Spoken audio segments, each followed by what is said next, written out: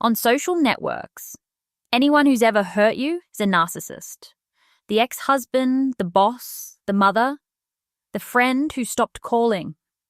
A word thrown daily over millions of people, like a universal label for anyone difficult. And yet, in clinical psychology, pathological narcissism is something precise, much more precise, much rarer than the internet thinks, and paradoxically, far more serious than the person using it as an insult suspects. Today, this is about narcissistic personality disorder, or pathological narcissism, as it's often called, or NPD, the abbreviation used in clinical literature, from narcissistic personality disorder, about what it actually is, the two forms it takes, what produces it, and why a label slapped on hastily harms, both the one who slaps it and the one it lands on. If anyone has ever told you that you're living with a narcissist, or if you yourself have wondered whether you might be one, this episode will give you the clarity a 1-minute clip cannot. Let's start with a distinction that, if missed, makes the rest of the conversation useless.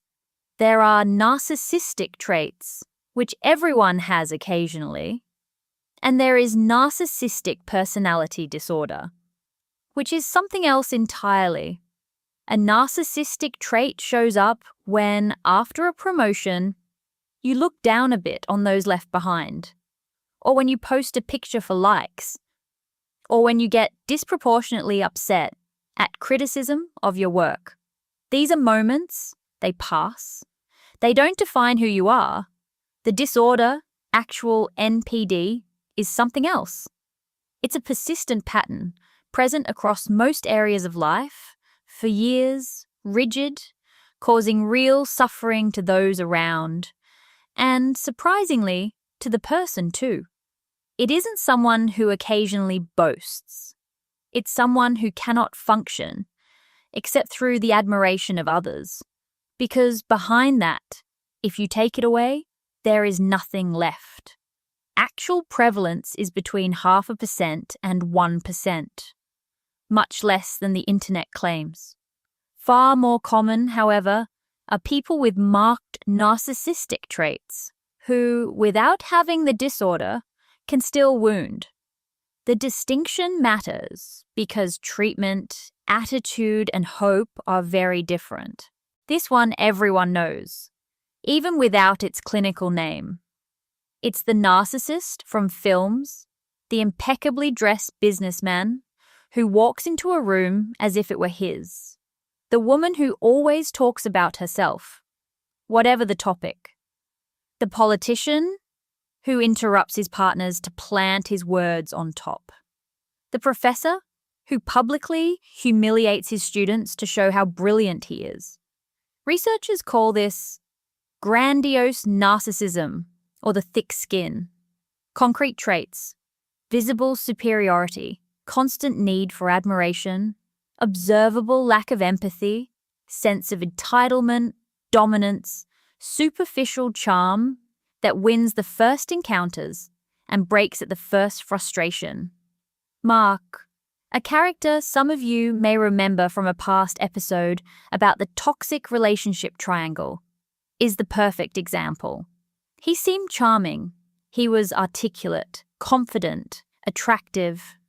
And the first time Helen dared to disagree with him, she saw the other face, the contempt, the arrogance, the way he reduced her, in 2 sentences, to a small person. That's the thick skin, visibly low anxiety, visibly low empathy, visibly low self-doubt, all visible. That's why it's easier to recognize. But, and here is the trap, it isn't the only way narcissism looks. There is one that hides very well. Imagine someone who, at first glance, is the opposite of the typical narcissist. They seem sensitive. They seem withdrawn. They seem somehow a victim of the world. They speak of how much they've suffered, how often they're treated unjustly, how little those around them have understood. You, as an empathetic person, want to comfort them. You want to be the support they never had. And yet, after months, you notice a pattern. Any criticism, however gentle, is received as a deadly attack. Any success of yours is overshadowed by the reminder that he always had less. Any hour you didn't reply becomes proof that this always happens to him. No one cares for him. And his closest friends are always, oddly, former friends who proved unworthy. This is vulnerable narcissism, or the thin skin. Modern research, especially the work of Aaron Pincus at Penn State and Joshua Miller at the University of Georgia, describes it as the version of narcissism hidden behind a facade of fragility and chronic victimhood.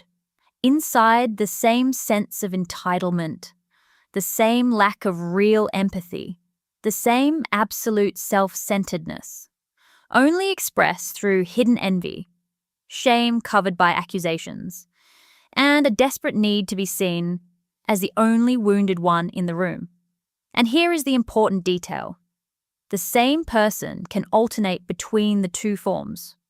Up on grandiose, where everything goes their way, crashing into vulnerable when they're criticized or humiliated. This phenomenon has a name, narcissistic collapse, and is often the moment when relationships with a narcissist become most dangerous. Because the person, after collapsing, urgently needs to restore their self-image, and does it usually by destroying the others. The popular myth says narcissists are children who are given too much, pampered excessively, praised for everything, raised to believe they were the center of the universe. It's an explanation that sounds logical, but modern research largely contradicts it.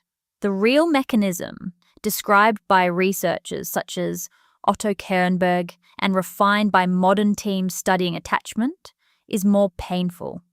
Pathological narcissism most often arises from a very specific kind of childhood. Not too much attention, but conditional attention. The parent loves the child not for who they are, but for what they achieve. The child learns, from age 4 or 5, a brutal lesson. My worth exists only when I perform. And beyond performance, beyond the facade, beyond the admiration of others, nothing remains to sustain me. This produces what psychologists call the narcissistic void, a hole at the center of the personality, which the person permanently fills with admiration, successes, dominance, attention. If the flow stops for a moment, the void swallows. Hence the intensity of reactions to the smallest criticism. Because a criticism is not just a criticism, it is an existential threat. It is the confirmation of the oldest feeling, that behind, without admiration, I do not exist. Recent meta-analyses show something even more precise.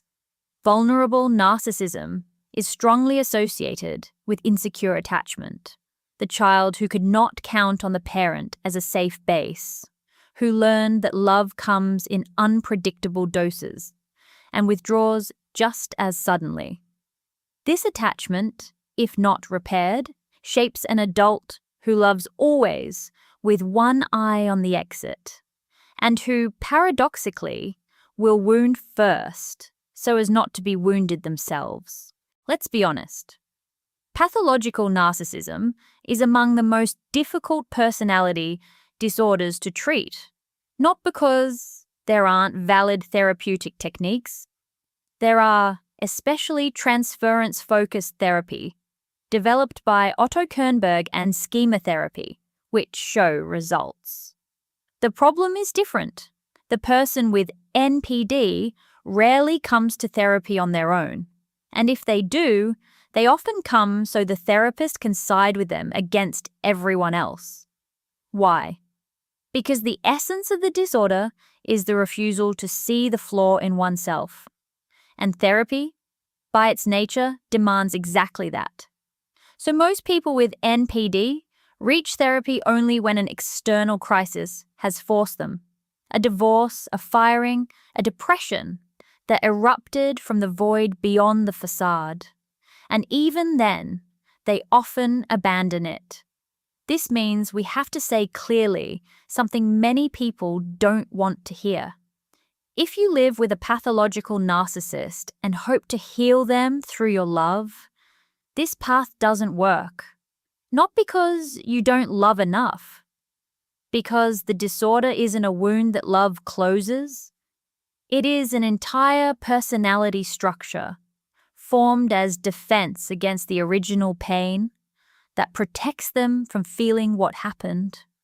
Your love, instead of dismantling the defense, is often consumed as one more resource. And if you yourself recognize yourself in today's descriptions, whether as a flash of truth or an old suspicion, I respect you for staying to the end. Very few people with marked narcissistic traits ever ask, "Am I the problem?" Asking it is already a crack in the wall. Find a specialist, psychiatrist or psychotherapist experienced in personality disorders and ask for an honest evaluation. If the diagnosis comes back positive, your therapy will be long, will be uncomfortable, but will be real. Online, the word narcissist has become a universal label for any difficult person in our lives. The ex, the boss, the mother. And I understand the impulse. It is easier to name pain. To say he was a narcissist is gentler than I stayed 3 years next to someone who hurt me and didn't leave. The label gives you back some dignity. And yet, the unfair label does two concrete harms. First, it attributes to a person a diagnosis they don't have. Many difficult people are not narcissists. They are people with their own wounds, their own limits, their own lack of tools. To put them all in one clinical bucket is an epistemic injustice, and it's also useless because treatment, attitude, possibilities for repair differ enormously between a difficult person and a real pathological narcissist. The second harm, when you actually meet someone with real narcissistic disorder, the word has lost its meaning. You tell your friends your ex was a narcissist, and they nod sympathetically, but don't fully believe you, because they've heard the same about 5 other exes of theirs. Word inflation drains its power exactly when you most need it to be heard seriously. So, a proposal for anyone who wants to use these terms more accurately. If someone hurt you, describe what they did. He humiliated me publicly. He never admitted he was wrong. He said about every ex that she was crazy. These behaviors say much more than a label slapped on the forehead. And if you suspect the person had a real disorder, leave the diagnosis to a specialist. You focus on recovering, which is your most important work. Mark, whom we spoke of earlier, is now with a new partner, who, most likely, will go through the same cycle Helen went through. That is the hard truth of pathological narcissism. Often, nothing changes. The person moves on, repeats the pattern, leaves behind other wounded people who will search for answers. But Helen, who left Mark in the triangle episode last season, is today in a completely different place. She understands what happened. And more importantly, she understands it wasn't her fault. Not because Mark was a monster, but because she had lived next to a personality structure that could not love in the way she loved. That isn't a moral judgment. It is a clinical observation. If you recognized yourself somewhere in this episode, hold on to one thing.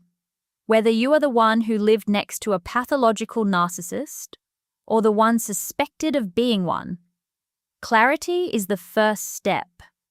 Not the easy label, not the public accusation, but a deep understanding of what is actually happening. For the first kind, that means real recovery, without waiting for a repair that won't come.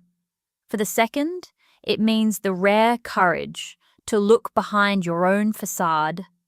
Tell me in the comments, without names, have you ever met the two faces of narcissism, grandiose and vulnerable, in the same person? And if this episode helped you clarify something, pass it on. There is so much noise on this subject that clear information reaches people with difficulty. Subscribe. Every week we talk about things that genuinely matter. See you next episode.